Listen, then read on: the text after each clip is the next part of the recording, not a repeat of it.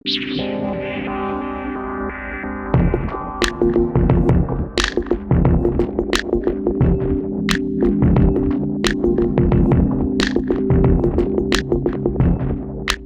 queridos! Vamos para mais um Q&A. Já faz um tempinho, né? Trouxe uns outros conteúdos aí que acabaram ocupando o espaço do Q&A, então ficamos, acho que o quê?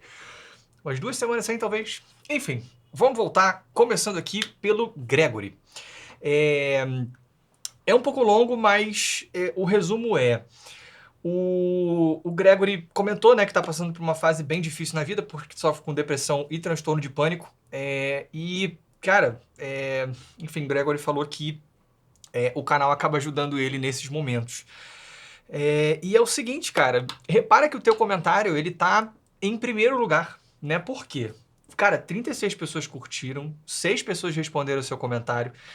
Cara, isso é uma corrente de pessoas pensando positivo, né? Aqui te dando força para você passar por esse momento. Então tenha certeza que eu sou mais um, né? Torço aqui para que você esteja na sua melhor forma o mais rápido possível e tenho muita confiança de que você vai conseguir. Fico lisonjeado que o meu conteúdo te ajuda.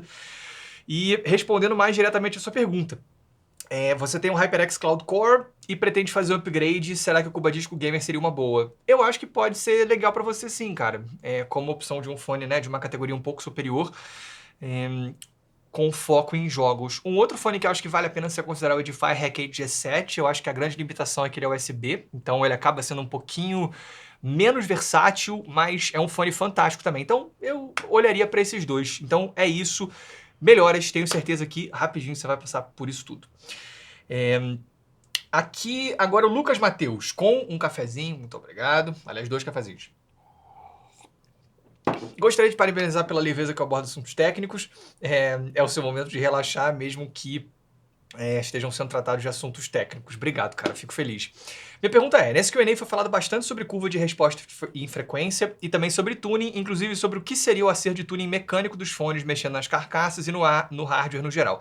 Sendo você um designer de produto audiófilo que construiu e vende o próprio fone, quanto você mexeu nos detalhes do Cubadisco em busca da mudança na curva de resposta em frequência? Poderia nos dizer o que foi mexido e o que você estava buscando? Conseguir o resultado esperado? Então, Lucas, é difícil dizer o que foi mexido porque eu não parti de um resultado, né? Então, assim, a gente tinha o falante numa forma crua, vamos dizer assim, né? Eu lembro que na época do desenvolvimento, cara, a gente construiu umas plaquinhas de madeira, colocava o falante e testava num primeiro momento, né? Tanto o volume atrás do falante quanto a ventilação.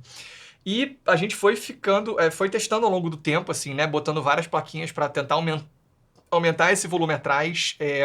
E aí chegava num resultado bom, aí beleza, aí a gente furava atrás, mexia na quantidade de furos. Depois que a gente chegou mais ou menos onde a gente queria, a gente precisou ir para a parte já com plástico, né? Que é o material que a gente usa internamente. A gente passou esses parâmetros para a empresa de engenharia, que estava de fato executando, né, esse projeto dos moldes de injeção. Eles respeitaram os parâmetros, mas aí teve que mudar uma coisinha ou outra também em termos de volume, formato, para que a gente conseguisse chegar onde a gente quis.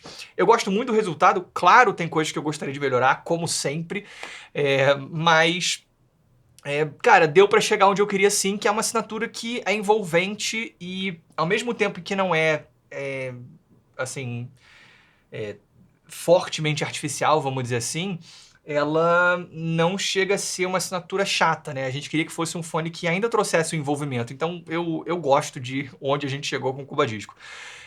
No Bluetooth vai ser um pouco melhor, porque a gente vai conseguir ir um pouquinho no detalhe e mexer em algumas coisinhas que eu ainda gostaria que fossem melhores via DSP, mas, por enquanto, é isso. João Vitor, pro próximo Q&A, como anda a dedicação com a bateria? Parabéns por escolher esse maravilhoso instrumento, tirando a parte de logística, claro. Cara, tá muito maneiro. Eu faço aula uma vez por semana. Eu tenho até pensado em fazer alguns conteúdos relacionados a isso, cara, porque mal ou bem, por mais que seja, óbvio, né, diferente do normal aqui do canal, é um assunto relacionado à música. Então, eu tive... na verdade, eu não, cara. A minha mulher tem umas ideias, cara, com vídeos que nem do JBL T510, né, que eu falei nos shorts. Ideia dela, ela deu 2 pra bateria que eu também adorei. Um é mostrar a bateria e o setup do meu quarto em casa, do meu quarto não, né, do segundo quarto, que é onde fica a bateria. E de um dia mostrar como é a minha aula de bateria, como num vlog, por exemplo. Me digam aí o que vocês acham nos comentários, se vocês gostam dessa ideia. Eu achei que pode ser bem maneiro. Próxima do Kaique com cafezinhos, muito obrigado. Fala, em primeiro lugar, tenho que te dizer que sou um grande admirador do seu trabalho, tanto no Mind Headphone quanto na Cuba. Muito obrigado, cara. Um dos seus primeiros vídeos... Ah, tá. É sobre o M50, né? M50X.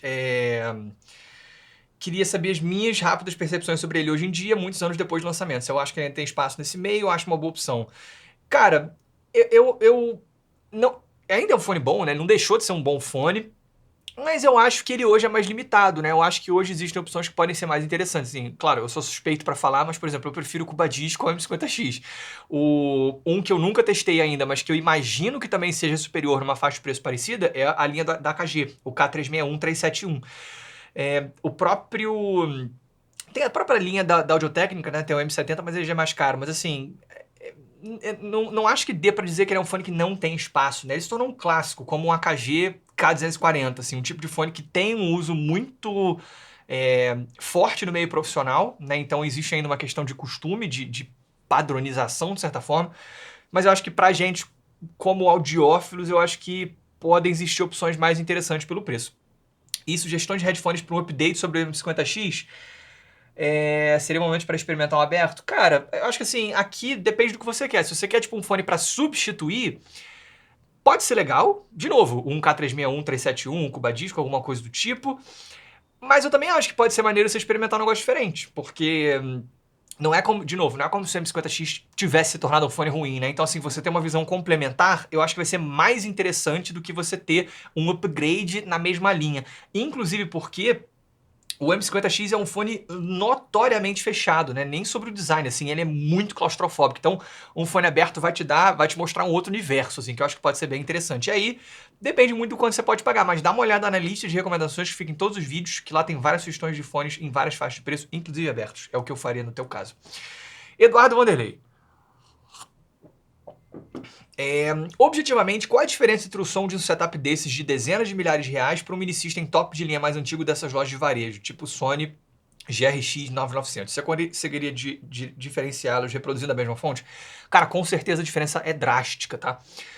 Assim, é difícil dizer, tipo, a diferença objetivamente. Cara, é um som melhor, ponto, né? Esses sistemas, né, de dezenas de milhares de reais, seja com caixas ativas, seja com caixas passivas e, putz, um conjunto ali de amplificador e DAC separados. Cara, pensa assim, esses mini system, mesmo top de linha, não são produtos com apelo audiófilo, né? Assim, é um produto muito mais de massa, né? Tipo, para agradar um número muito grande de pessoas. Então, assim, eles têm várias limitações. Por exemplo, o fato deles estarem disponíveis nas lojas de varejo, né, faz com que a política de precificação seja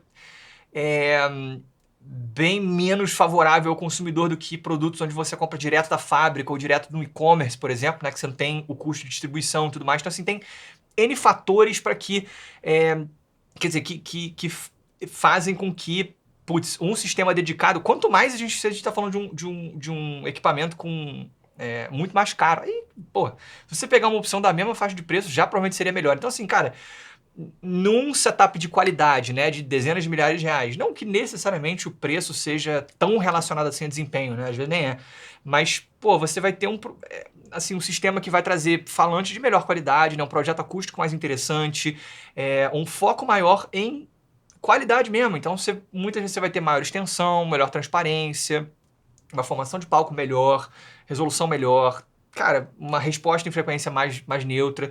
Tem muita coisa para ser melhor aqui. Não quer dizer que todo mundo vai, identificar claramente as diferenças e, dois, valorizar essas diferenças, é muito pessoal, mas dá sim para dizer que, objetivamente, um sistema, cara, de alto nível, mais voltado para o meio audiófilo ou profissional vai ser consideravelmente melhor do que qualquer mini system, praticamente qualquer mini system. Carlos. Cara, é muito grande, mas veio com um cafezinho. E, gente, só um pedido. Quando vocês forem mandar as perguntas, é legal tentar condensar um pouquinho mais, porque senão fica muito grande para ler aqui. Mas, vamos lá. eu vou pular a primeira parte, porque, enfim, ele tá falando sobre a experiência dele com alguns fones que ele comprou. E só sobre essa primeira parte, né, eu levava sua opinião como a certa e seguia sem nem pensar duas vezes. Cara, esse não é o caminho, né? Uma coisa que eu sempre falo aqui no canal. Eu posso falar por mim, né? Eu posso falar do meu gosto pessoal aqui. É sobre isso, né? E pessoas diferentes vão ter gostos diferentes. E como você falou, você percebeu isso. Aqui no final, peguei por impulso um Truth Ear Critical Zero por R$190 nessa promoção do Ali, por recomendações externas e por ver streamers de Valorant usando. Vi em algum lugar também que os médios são as frequências mais importantes, já que indicam som de passos. Assumindo isso como verdade, queria indicações de até R$500 de fones para esse propósito. Fiz uma boa escolha com o Critical Zero? E em relação a isso, eu acho que sim, mas eu não tenho como confirmar porque eu nunca testei esse fone. Então assim, cara, ele é um fone que foi tunado pelo Critical, um cara que eu gosto muito, que tem uma bela capacidade de fazer um belo tuning, então eu diria que é mais provável que você tenha acertado, mas eu não tenho como garantir 100%, principalmente tendo em vista o teu objetivo, né, que é para jogar. E um Foze áudio Q5 para compor com ele seria uma boa ou um K5 seria melhor? Tem um microfone USB da HyperX. O teu microfone USB não vai precisar de um K5. Então, um Q5 ou um Q4 já serviria para você, mas talvez nem seja necessário, tá? Como você está usando in-ears, não necessariamente você vai precisar de uma amplificação dedicada. Então, talvez... Eu não sei se o microfone USB da HyperX tem saída de fones. Se tiver, pode ser que já resolva. Ou... se for para você plugar, você pode plugar direto no computador, pode ser que já esteja bom o suficiente. Mas, por outro lado, cara, um Q4, um Q5 já é tão acessível que talvez possa valer a pena quase que como desencargo de consciência. Mas você não precisa do K5 em relação ao Q4, tá? Porque, de novo, o seu microfone já é USB, então você não vai precisar usar uma placa de som. Comparado com o Duno 30S, qual a diferença desses dois? Não tem como dizer, porque nunca testei o Truth Ear Zero. E só uma outra coisa aqui atrás, quais indicações de até R$500 de fonte para esse propósito? O que eu indicaria até R$500 dentro do que eu já ouvi para isso seria um Truth Ear também, mas o Exa, que é mais caro, tá? Então é isso. Um dia quero esbarrar contigo no Rio, um abraço. Eu esbarro com uma galera. Mas é isso, tá? É o que eu teria a dizer aqui. Mas, de novo, eu acho que você fez uma boa escolha, tá? Mas eu não tenho como dizer porque eu nunca testei esse fone. Bruno Martorella. Uma pessoa normal utiliza hardware para escutar música. Um audiófilo usa música para escutar hardware. Concordo, não 100% claro, né? Isso é uma generalização, mas sim, e eu diria que isso é muito frequente, o que é uma, sei lá, uma desvirtuação do hobby, na minha opinião, tá? Não sei se sou só eu, mas nessa de ficar comprando um monte de fone após ver reviews, na real tá sobrando menos tempo para eu só ficar de boa e escutar música, versus ficar ouvindo umas faixas de referência que eu nem ouviria normalmente para pegar a diferença entre um e o outro, ir pro próximo review e começar o ciclo de novo. Que buraco esse no qual eu fui me enfiar? O financeiro é mais fácil você ver quando tá dando ruim, mas o gasto de tempo você nem nota. Abraço. Cara, concordo, eu acho que essa é uma reflexão muito importante. Uma reflexão que eu tenho feito para mim, né, do quanto o meu trabalho aqui no YouTube contribui com isso, é uma questão que eu fico pensando em como resolver, né? Eu tento trazer esse tipo de alerta para vocês com frequência, né? Tipo, avaliando um fone, tirando um outro ali, de recomendações, mas deixando claro, tipo, cara, o que saiu não se tornou ruim, né? A gente não pode se deixar cair na armadilha, né, de estar sempre buscando pelo novo, pelo melhor, pelo superior. Porque isso é uma desvirtuação é perder o objetivo, né? O objetivo é ter prazer com a música. Então, assim, quando esse anseio por sempre o mais novo, sempre o melhor, atrapalha o teu prazer com a música, a gente tem um problema, entendeu? E eu penso nisso, né?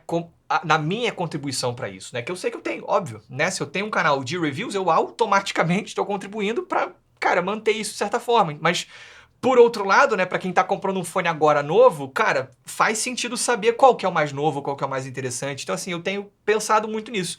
Se vocês tiverem reflexões a respeito, né, do que eu posso fazer aqui, né, para conseguir contribuir, mas tendo em vista essa questão, vou adorar saber. Albino.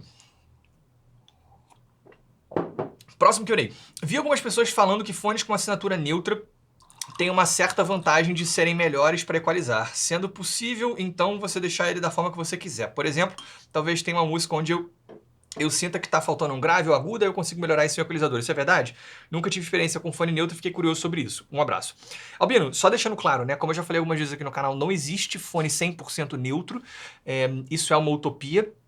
Mas, beleza, a gente partindo de um fone que é sabidamente natural ou tá dentro de uma noção abrangente do que seria algo como neutralidade.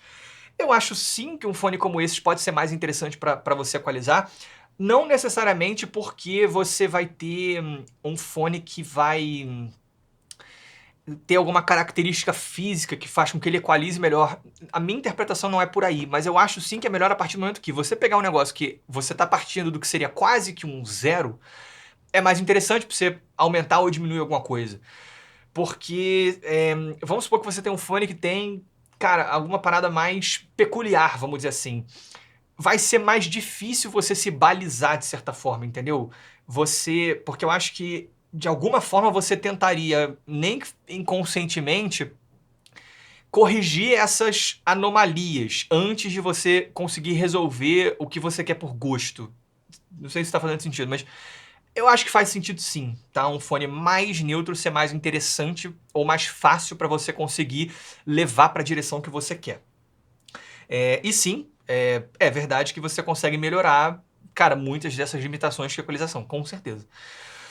Grande Antônio Sedes fez um excelente comentário. Ele é um pouco longo, tá? Mas ele tá falando sobre a informação que eu passei no último Q&A sobre a curva de impedância. Que ele coloca que tecnicamente isso não é verdade. Eu achei muito interessante, né? Antônio, cara, sempre comenta aqui no canal e é sempre um comentário muito maneiro. E tá aqui um exemplo, né? Ele diz o seguinte, em resumo, que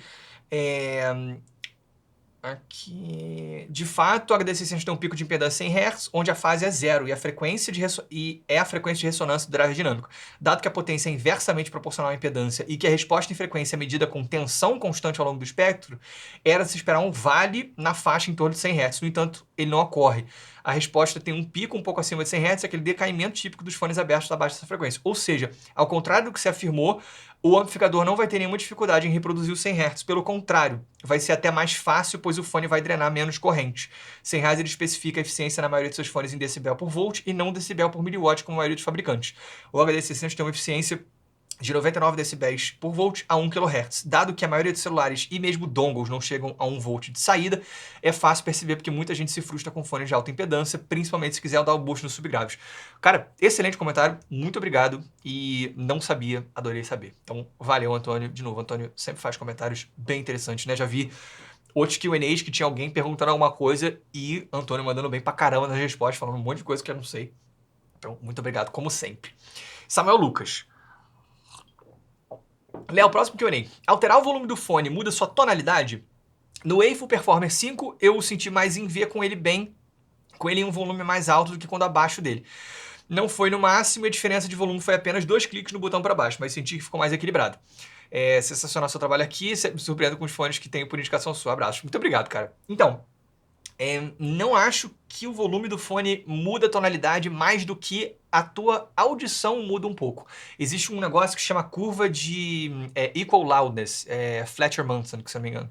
Eu falei sobre isso no Q&A aqui, mas a nossa audição ela tem sensibilidades diferentes a frequências diferentes, em amplitudes diferentes. Então, provavelmente isso aqui é tua audição mesmo, entendeu? Se você muda 2 cliques, tipo, você vai captar as frequências de forma diferente, a volumes diferentes, entendeu? Então, eu acho que é mais por aí. É mais a tua audição do que o fone. Caio, com um cafezinho.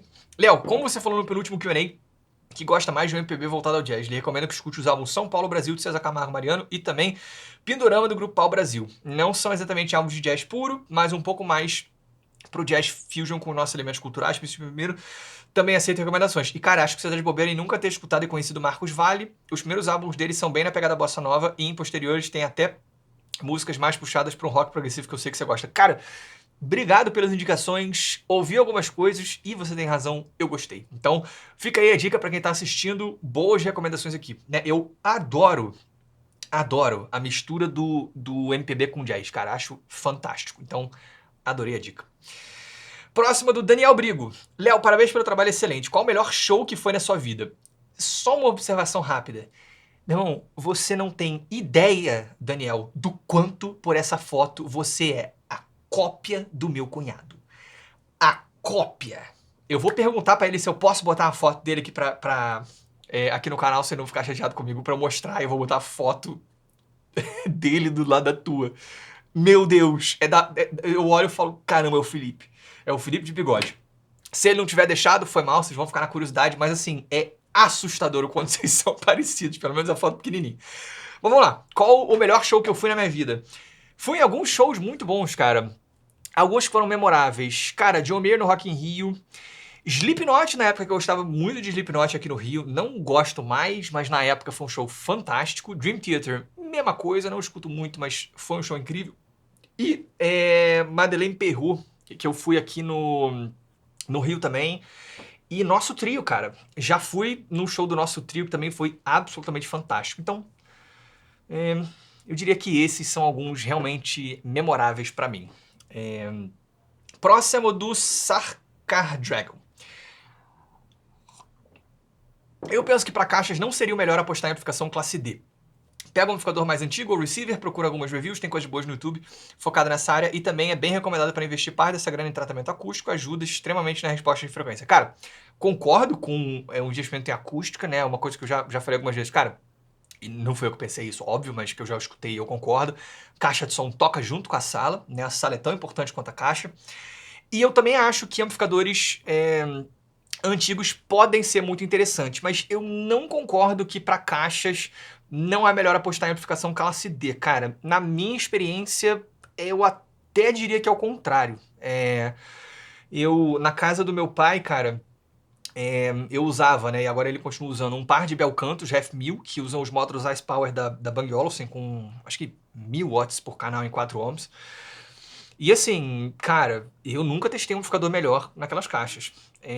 Então assim, eu acho que, claro, existem amplificadores de classe D que não são bons, mas eu acho que essa coisa do classe D com a sonoridade artificial e digital é meio coisa do passado, cara. Eu acho que hoje você tem muitos exemplos de equipamentos fantásticos classe D que são muito mais eficientes. Então, claro, pode ser que você prefira o som, às vezes, um pouco mais quente, ou menos estéreo do que de um sei lá, como um classe A ou um classe AB, dependendo, né? Ainda que isso tenha mais a ver com intenção do que com a topologia em si, eu acho que, cara, classe D é uma relação custo-benefício fantástica, assim. Não é à toa que, pelo menos, cara, que eu saiba, assim, mais de 90% das caixas ativas, né, usadas em estúdio, profissionais usam justamente a amplificação classe D.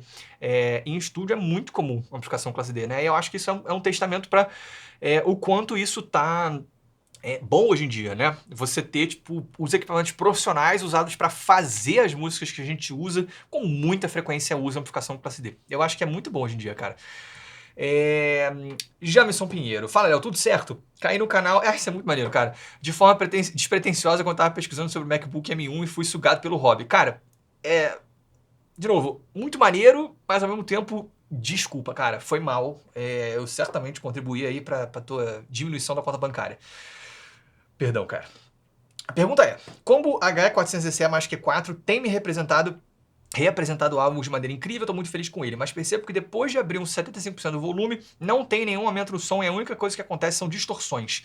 Isso é uma limitação do HE400SE ou usando um amplificador mais potente eu conseguiria mais volume e corpo sem distorções?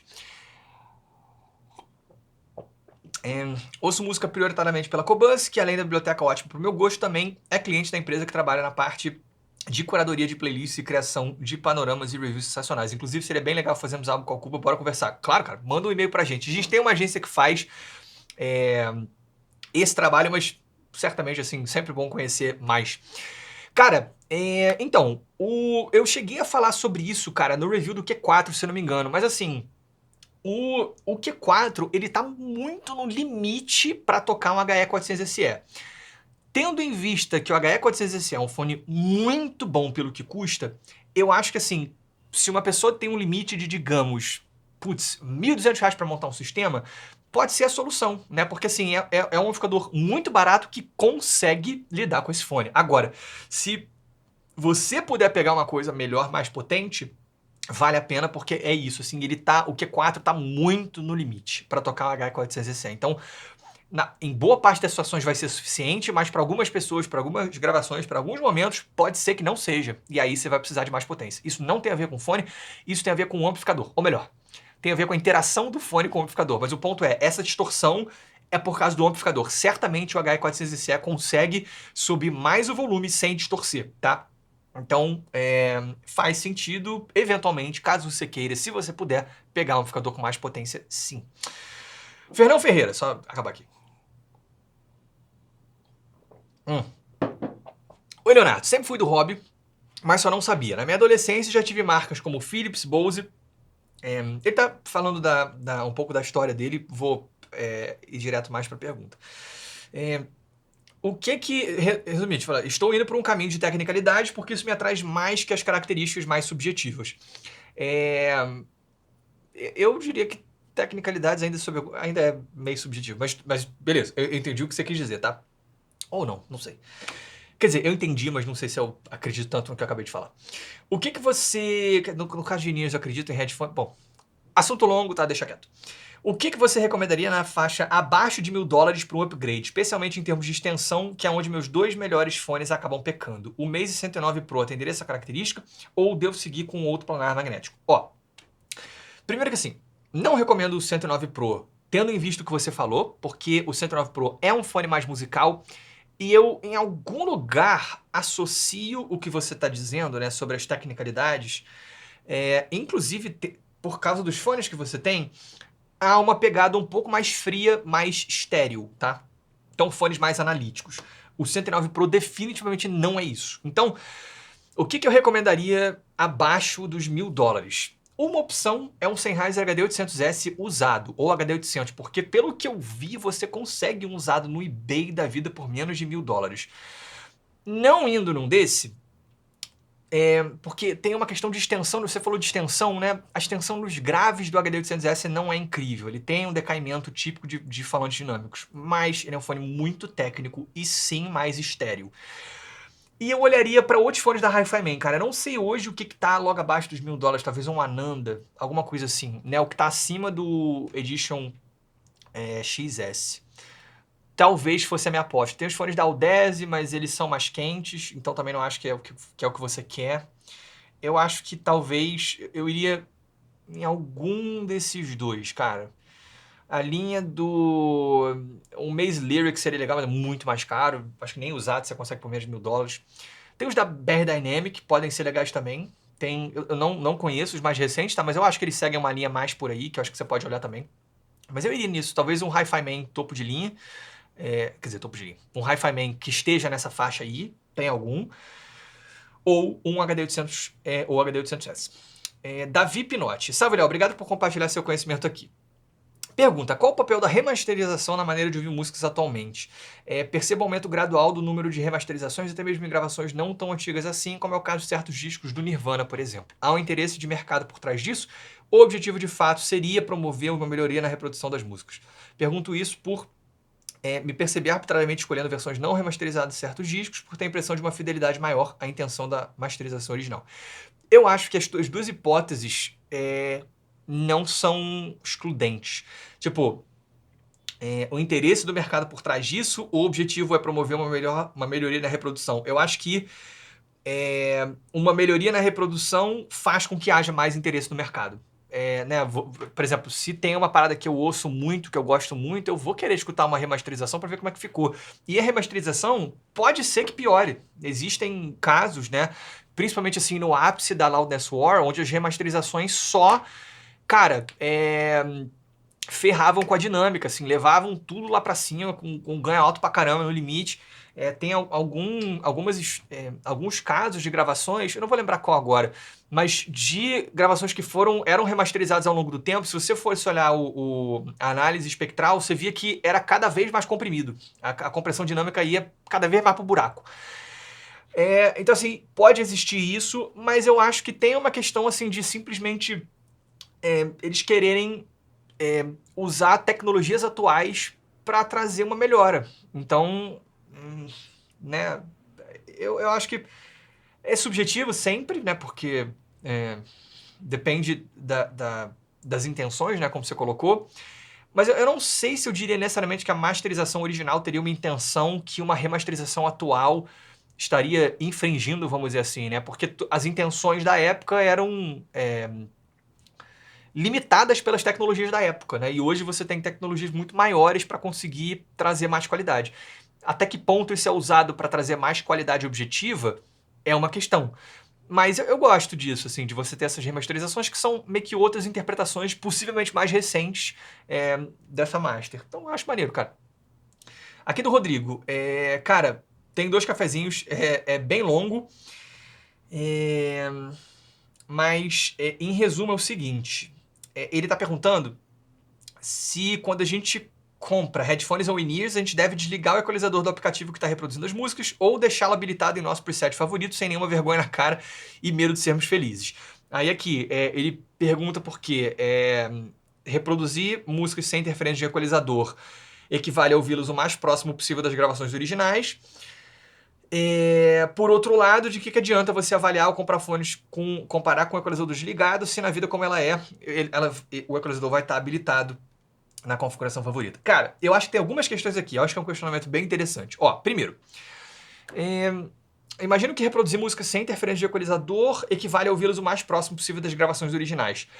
Não necessariamente, porque você está ouvindo num fone que não necessariamente tem uma tonalidade próxima das caixas de som que foram usadas na produção daquele conteúdo, entendeu? Quanto mais hoje em dia... quer dizer, perdão, hoje em dia menos que os fones estão mais homogêneos.